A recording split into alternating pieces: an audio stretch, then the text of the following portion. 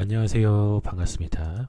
미리 보는 3월 17일 화요일 토픽 종목에 대해서 한번 알아보도록 하겠습니다.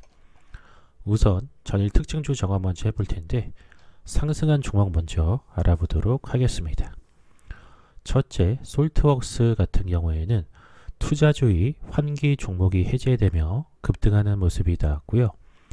둘째, 신신제약 같은 경우에는 미국 연방정부 보훈부 주계약자 선정 모멘텀이 지속되며 상한가가 가는 모습이 나왔습니다. 셋째, YBM넷 같은 경우에는 사상 처음으로 4월 달에 계약 가능성이 있다라는 소식이 들리며 YBM넷이 교육 관련주로 급등하는 모습이 나왔습니다. 다음으로서 전일 특징주 점검 하락한 종목 한번 알아보도록 하겠습니다.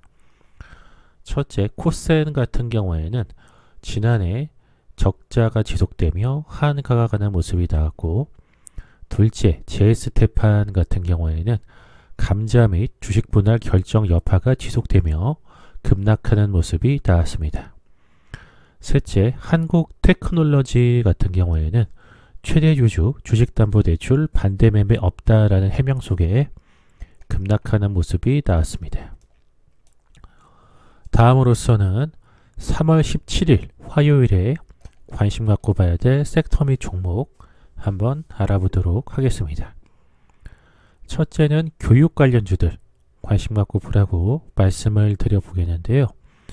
정부가 3월 17일 신종 코로나 바이러스 감염증 확산을 막기 위해 검토 중인 유치원, 초중고교의 추가 계약 연기 여부를 발표할 예정입니다. 정부에선 아직 구체적인 방침을 내놓지는 않았지만 교육계 안팎에서는 현실적인 상황을 고려하면 2주를 추가로 연기해 4월 6일에 개학할 것으로 전망이 유력해지고 있습니다. 이에 따라서 교육 관련주들 비상교육이나 애니능률, 메가MD, 아이스크림 에듀 같은 교육 관련주들 관심 갖고 보라고 말씀을 드려보겠습니다. 두 번째로서는 음식료 관련주들 관심 갖고 보라고 말씀을 드려보겠는데, NH투자증권은 보고서를 통해 코로나19 사태에도 불구하고 음식료 소비는 필수 소비재 특유의 건조한 흐름이 지속되고 있다라고 분석을 했습니다.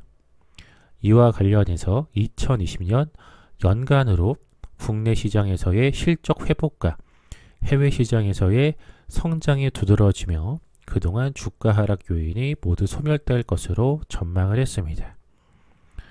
이에 단기 실적 및 중장기 방향성 모두 긍정적이라고 밝혔고요. 특히 업종 내에서도 대부분의 매출이 B2C 향인 오리온과 농심을 주목할 필요가 있다며 B2C 수요 증가에 따른 실적 모멘텀이 부각될 것으로 전망을 했습니다. 이에 따라서 음식료 관련주인 농심이나 오리온, HL사이언스 이런 음식료 관련주들 관심 갖고 보라고 말씀을 드려보겠습니다.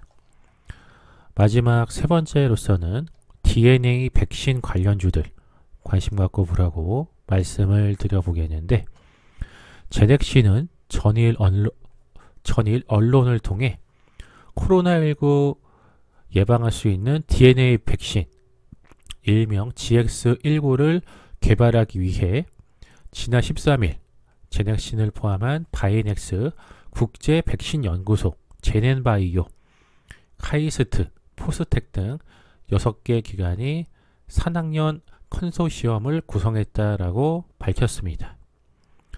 이와 관련해서 제넥신 관련자는 이번 협력을 통해 신규 바이러스에 대해 선도적으로 대처할 수 있는 DNA 백신 플랫폼을 구축할 수 있을 것이다 라고 언급을 했습니다.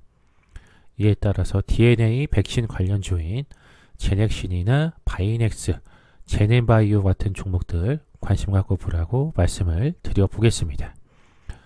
자, 여기까지 해서 미리 보는 3월 17일 화요일 토픽 종목에 대해서 내용 전달 전부 드렸고요. 방송 보시고 유익하신 분들은 좋아요와 구독하기 버튼 누르시고 댓글에 영상 유익하게 잘 봤다라고 남겨주시면 방송하는 데 큰 힘을 얻고 있습니다. 잠시만 시간을 내셔서 동참해 주시면 감사하겠습니다. 이상 방송 마치도록 하겠습니다.